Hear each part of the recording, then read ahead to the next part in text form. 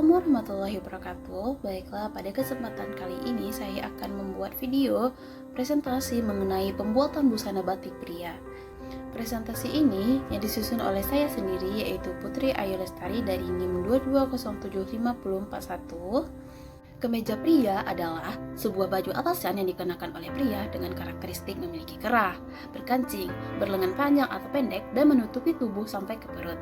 Kemeja pria dapat dibedakan menjadi kemeja formal, kemeja casual, tergantung pada acara atau aktivitas apa yang akan dilakukan. Nah, selanjutnya kita lanjut ke desain kemeja. Nah, pada desain ini memiliki kerah yang klasik. Kemeja ini dilengkapi dengan kerah klasik yang menambahkan kesan formal. Kemudian pilihan batik. Nah, kemeja ini menggunakan batik sebagai pilihan motif, memberikan nuansa yang tenang namun berkelas. Kemudian memiliki kancing, kemudian berlengan panjang. Lengan panjang kemeja dirancang dengan detail, memberikan fleksibilitas dalam gaya. Nah, selanjutnya kita jelaskan apa sih yang ada di baju busana pria. Nah, pertama ada kerah kemeja, ada lapisan kancing, ada saku, ada lengan, ada manset, ada belahan manset. Nah, selanjutnya kita membuat pola dasar. Nah, untuk membuat busana pria kita memerlukan pola. Kemudian kita membuat pola dasar. Selanjutnya ada rancangan bahan. Pembuatan rancangan bahan bertujuan agar memindahkan dan mengetahui seberapa banyak bahan yang dibutuhkan untuk suatu model busana. Merancang bahan dengan menggunakan pola-pola kecil pada kertas yang dimisalkan sebagai kain yang ukuran selebar kain yang diperlukan. Nah, pada rancangan bahan ini kita menggunakan roll pola untuk mengukurnya. Kemudian ada rancangan harga. Nah, pada rancangan harga ini kita menjumlahkan berapa kain batik, kain kancing baju, furing hero, vaselin, kain keras, benang jahit, trikot, padding. Nah, kemudian obras, listrik, lubang kancing, dan upah. Kemudian kita jumlahkan semuanya. Keuntungannya yaitu 10/100 dikali dari 250. Nah, hasilnya yaitu 25. Harga jual sama dengan modal dan keuntungan. Nah, 250 ditambah 25 yaitu 275. Nah, jadi harga jual baju kemeja adalah 275.000. Nah, selanjutnya kita lanjut membuat langkah memotong bahan. Langkah memotong bahan yaitu yang pertama, cek semua pola. Pastikan semua pola sudah sesuai dengan desain dan dilengkapi dengan tanda pola. Kemudian, bentang kain. Bentanglah kain di meja potong sesuai dengan arah serat panjang kain. Kemudian, pola ditata di atas bahan dengan prinsip menghemat bahan dilipat menjadi 2 memanjang arah serat dan motif. Nah, pastikan jatuh motif atau warna bisa bertemu sehingga tidak bergeser. Kemudian, sematkan bahan menggunakan jarum pentul agar tidak bergeser dengan menyatukan motif dan serapnya. Nah, kemudian pastikan pola tengah tersusun dengan benar, lalu jangan lupa tanda kampu yang dilebihkan untuk jahitannya. Nah, setelah semua pola tersusun dengan benar, mulailah menggunakan bahan batik.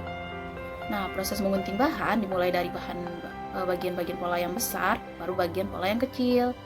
Dalam proses menggunting, pola ditekan dengan menggunakan bantuan atau alat berat atau menggunakan tangan sebelah kiri. Pola digunting sesuai dengan tanda dengan gunting yang tajam sehingga hasil tepi kampu rata. Nah, jika telah selesai, pindahkan tanda-tanda pola dengan menggunakan kapur jahit, karbon, dan radar. Atau dengan menggunakan tepi kampu di tempat-tempat tertentu dengan menggunting atau menyudutkan.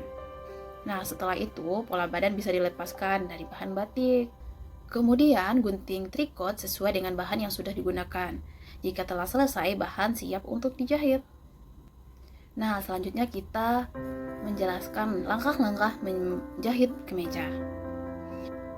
Nah, pertama-tama kita jahit saku terlebih dahulu sesuai dengan tanda dan motif pada kain, seperti yang dicontohkan saat ini. Nah, setelah saku selesai, tempel vaselin pada bagian tengah muka. Nah, digunakan untuk meletakkan lubang kancing dan bagian atasnya berfungsi untuk menutupi lubang kancing, sehingga kancing tersebut tidak terlihat. Kemudian, jahitlah belahan tengah muka yang sudah diberi vaselin. Nah, jika telah selesai, siapkan belahan sebelah kanan, lalu jahitlah furing pada bagian kampu belahan. Pada bagian badan tidak dijahit sampai bawah kurang lebih dari 11 cm yang mana berfungsi untuk belahan pada bagian badan. Setelah itu, jahitlah belahan pada lengan bagian kiri dan bagian kanan. Nah, jika telah selesai, jahitlah manset lengan bagian kiri dan kanan. Kemudian setelah itu, jahitlah manset pada lengan. Nah, jika telah selesai, satukan sisi lengan dan satukan lengan pada badan. Kemudian jahitlah kerah sesuai dengan pola sebelumnya. Kemudian satukan kerah dengan lingkar leher pada badan. Selanjutnya berikan tanda lubang kancing dan buatlah lubang kancing pada baju kemeja.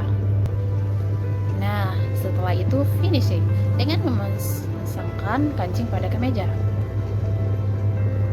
Nah, setelah itu finishing dengan memasangkan kancing pada kemeja. Kemudian ada tahap fitting. Nah, di fitting ini kita melepaskan pada bahan customer atau bahan pada pria. Terima kasih. Nah, sekian yang dapat saya sampaikan tentang pembuatan busana batik pria. Nah, selanjutnya kita lanjut pada proses pembuatan pantalon luar pria. bagian bawah yang digunakan oleh pria, di mana celana biasanya digunakan dengan kemeja pada kegiatan resmi. Bahan yang digunakan adalah wol berkualitas tinggi dan memberikan kenyamanan dan tampilan yang mewah. Nah, kemudian ada pola dasar. Nah, di dalam pola dasar ada pola bagian depan, pola bagian belakang, ada saku, dan masih banyak lainnya. Selanjutnya ada rancangan bahan. Pembuatan rancangan bahan bertujuan agar memindahkan dan mengetahui seberapa banyak bahan yang dibutuhkan untuk satu model busana. Nah, kemudian kita lanjut langkah menjahit pembuatan celana. Nah, yang pertama yaitu buatlah pola sesuai ukuran yang telah diukur dan ketentuan rumus yang telah diajarkan. Nah, kemudian potong dengan memperhatikan arah serat, kampu, dan bayangan cermin. Lalu radar pola pada bagian utama.